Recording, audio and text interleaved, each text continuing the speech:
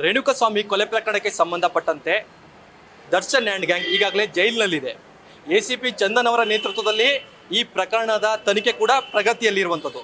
ಆದರೆ ಇದರ ಮಧ್ಯೆ ನೇರವಾಗಿ ಮೋಹನ್ ರಾಜ್ ಅವರಿಗೆ ACP ಚಂದನ್ ಅವರು ಒಂದು ವಿಚಾರಣೆಗೆ ಹಾಜರಾಗುವಂತೆ ನೋಟಿಸ್ ಕೂಡ ಕೊಡ್ತಾ ಇರುವಂಥದ್ದು. ಹಾಗಾದರೆ ದರ್ಶನ್ ಅವ್ರಿಗೂ ಜೊತೆಗೆ ಮೋಹನ್ ರಾಜ್ ಅವ್ರಿಗೂ ಈ ಪ್ರಕರಣದಲ್ಲಿ ಏನಾದರೂ ಕೂಡ ಲಿಂಕ್ ಇದೆಯಾ ಅಥವಾ ನೋಟಿಸ್ ಕೊಡಲಿಕ್ಕೆ ಕಾರಣ ಏನು?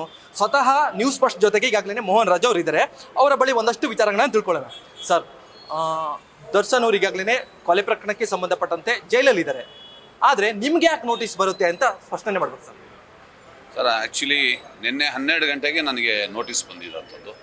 3 ಗಂಟೆಗೆ ACP ಚಂದನ್ ಅವರು ಬರೋಕ್ಕೆ ಕೇಳಿದರು. ಹೋಗಿದ್ದೆ ಏನು ನಮ್ಮ 40 ಲಕ್ಷದ ವಹಿವಾಟನ್ನ ನಾನು ಕ್ಲೀನಾಗಿ ಸಂಪೂರ್ಣವಾಗಿ ಲಿಖಿತ ರೂಪದಲ್ಲಿ ಅವ್ರಿಗೆ ಕೊಟ್ಟಿದ್ದೀನಿ.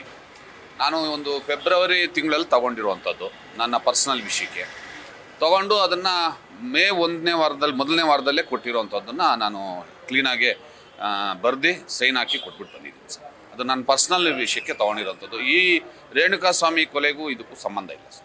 ಸರ್, ದರ್ಶನ್ ಅವರು ನಿಮಗೆ ಎಷ್ಟು ವರ್ಷದಿಂದ ಪರಿಚಯ? ಈ ಅಮೌಂಟನ್ನು ಅವರಿಂದ ಪಡೆಯೋಕೆ ನಿಮಗೆ ಕಾರಣ ಏನಿತ್ತು, ಅವಶ್ಯಕತೆ ಏನಿತ್ತು ಅಂತ?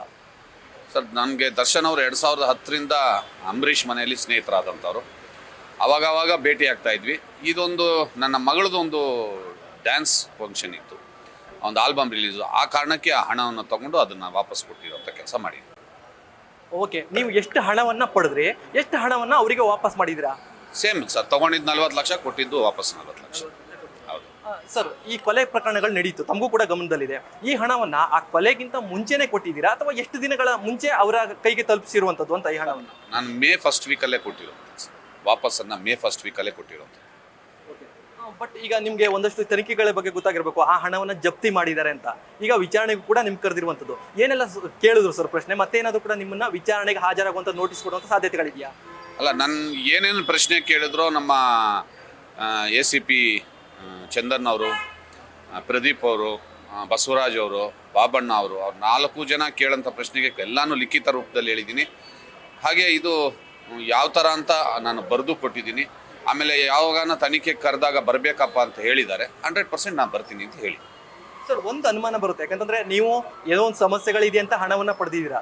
ಆದರೆ ಕೆಲವೊಂದು ಚರ್ಚೆಗಳಾಗ್ತಿರೋ ನೀವೇನಾದರೂ ಕೂಡ ಸಿನಿಮಾದ ವಿಚಾರವಾಗಿ ಏನಾದರೂ ಕೂಡ ಹಣ ಕೊಟ್ಟಿದ್ದೀರಾ ಅಂತ ಚರ್ಚೆ ಆಗ್ತಿರುವಂಥದ್ದು. ಇಲ್ಲ ಸರ್, ಅದಕ್ಕೂ ಇದಕ್ಕೂ ಸಂಬಂಧನೇ ಇಲ್ಲ.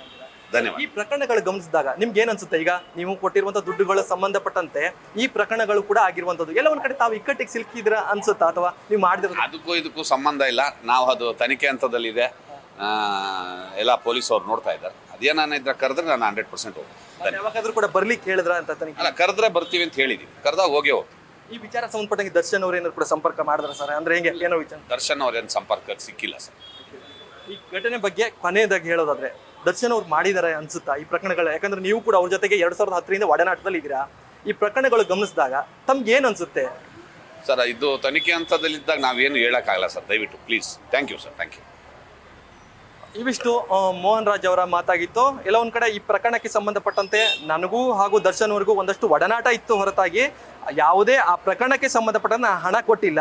ನನ್ನ ವೈಯಕ್ತಿಕ ವಿಚಾರಕ್ಕೆ ಆಗಿ ಆ ಹಣವನ್ನ ಪಡೆದುಕೊಂಡಿದ್ದೆ, ಪುನಃ ವಾಪಸ್ ಕೂಡ ಕೊಟ್ಟಿದ್ದೀನಿ ಅಂತ ನೇರವಾಗಿ ನ್ಯೂಸ್ ಫಸ್ಟ್ ಮೂಲಕ ಸ್ಪಷ್ಟನೆಯನ್ನ ಕೊಡ್ತಾ ಇರುವಂಥದ್ದು. ಕ್ಯಾಮ್ರಾಮನ್ ಪವನ್ ಜೊತೆ Ganapati, news first Bengaluru. News first ನಿರ್ಭೀತಿಯಿಂದ ನಿಮ್ಮ ಪರವಾಗಿ.